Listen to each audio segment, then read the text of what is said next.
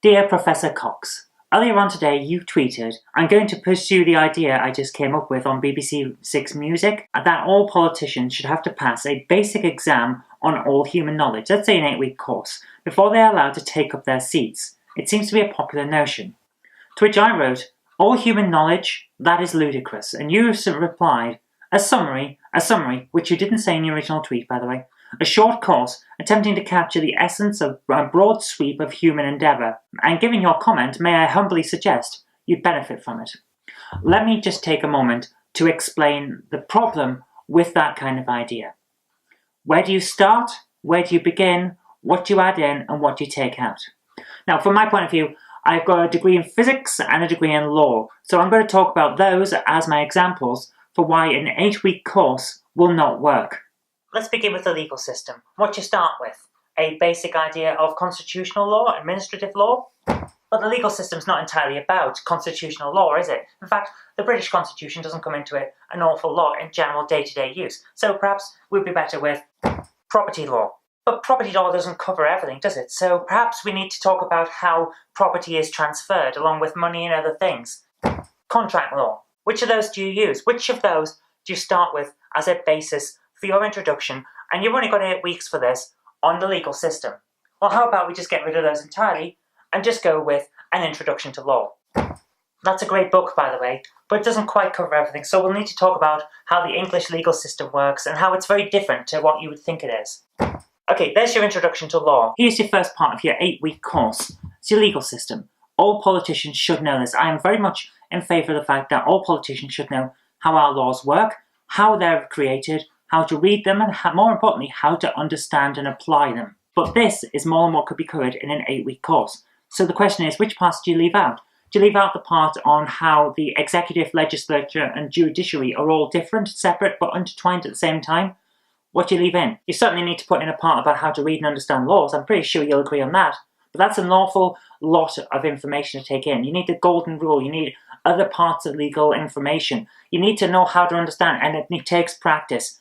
I'm not sure you can cover it in 8 weeks, but you want to cover an awful lot more than that as well. So we've got to add to this pile. Let's move on to the sciences, and I'm pretty sure you'll recognise this book, or at least all the people who've studied physics the same way I did will. Tipler's Physics for Scientists and Engineers. Very, very useful book, but it's not the only thing that you'll need, because of course we've got to cover other things as well. So we'll need an introduction to biology too. It's A-level biology, but I think we'll go with that. Now you'll also need some chemistry, but unfortunately I don't have any chemistry books to hand because it's been an awful long time since I did A-level chemistry. So I'm going to represent it with The Trials of Life by David Attenborough. Because let's face it, a lot of the chemistry that would be of use to a politician is unfortunately how it interacts with the human body and the environment around them, through pollution, drug abuse and all of that. So we'll go with The Trials of Life. But that's not the only thing, is it? Because we're going to need an awful lot more. If you're going to have a basic course on everything, we're going to need some history. And I think we're going to need a second pile of books for this. So there you go. There's some basic history. That's just Britain and Ireland in a very, very concise overview style. So I think it's appropriate for what we're doing here. Now it's getting along. I don't think we can cover all of this in 8 weeks, but we also need an introduction to computing, because computers are a big part of our life, especially e-commerce and how it's affecting the high street, but also cybersecurity. So we're going to need some computing courses. We'll represent that with an introduction to Perl. Not everything that you need in a nutshell, but it's a good sized book, so it represents the kind of amount of information that we're going to have to process here. Now, we've got history, we've got biology, we've got the sciences basically, we've got some law, but we also need other things. How are we going to talk to everyone? Because remember, not everyone in Britain has English as their first language, and a lot of people might argue that, oh, well, they should, but the fact is they don't. So we've got to be able to talk to everyone, especially the people that we represent. So what languages do we need to learn? Well, we need Polish because we've got a large Polish contingent now. We'll need Welsh because we can't leave the Welsh out. We'll also need French. I mean, every school child learns French still, don't they? We'll also need Mandarin Chinese because China is a big cultural partner these days. And we'll also stick in a few others for our European cousins and for further overseas. So that's an awful lot. Now, of course, there is one other thing that kept coming up. With a lot of your followers who were saying that things like ethics and morality were very important. And I absolutely agree. Good leaders need ethics and morality. So we're going to have to train for that too. Here's a companion to ethics. There you go. Pretty big book. That's just one of a big set from philosophy. So We're pretty much covering philosophy as well there. Surely there's something we're missing though. There's got to be something else. I mean, that can't be the sum total of human knowledge that we're covering there, even in a very short course. We'll need transport as well. We need to know about our transport infrastructure. We also need to know about our environment. So let's see what we can find for that.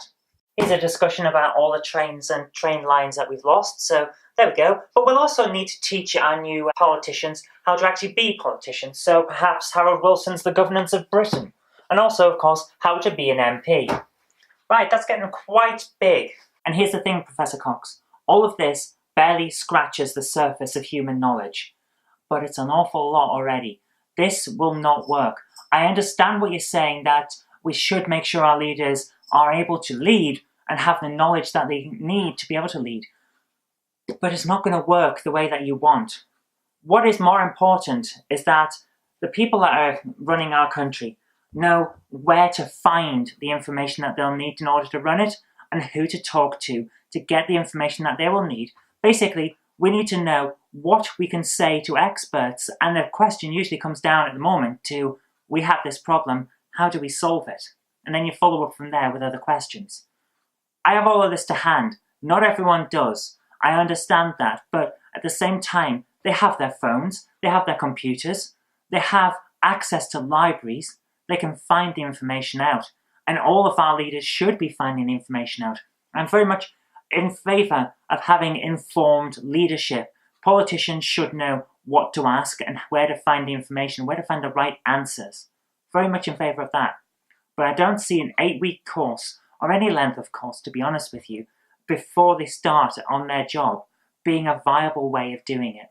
There's a wealth of information available that we could use for a course just like this, but the problem is, it's going to be very expensive. Who's going to pay for all this? Now, at the end of the day, I appreciate that you want politicians, leaders of the country, to have the most knowledge possible. And I understand, I actually think it's a great idea, but here's the facts. It's going to cost an awful lot of money to do it. And also, if they don't pass this quick course, who's going to tell them that they can't do the job that the people have elected them to do? And furthermore, who's going to pay for it? Are they going to pay for it? Are they paying for it as kind of give them a loan before they start the job, and then once they pass the course, they have to pay it back over a series of instalments? Is that how that would work? Or are we expecting the public to foot the bill? But here's the other thing.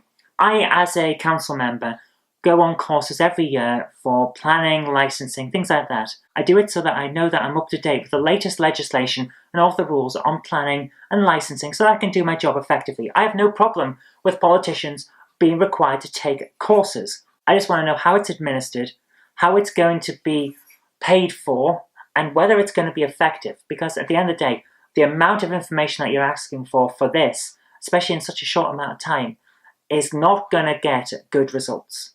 And I really want good results for any outlay of taxpayers' money. And as for whether I would benefit from this course, I think that was a little petty.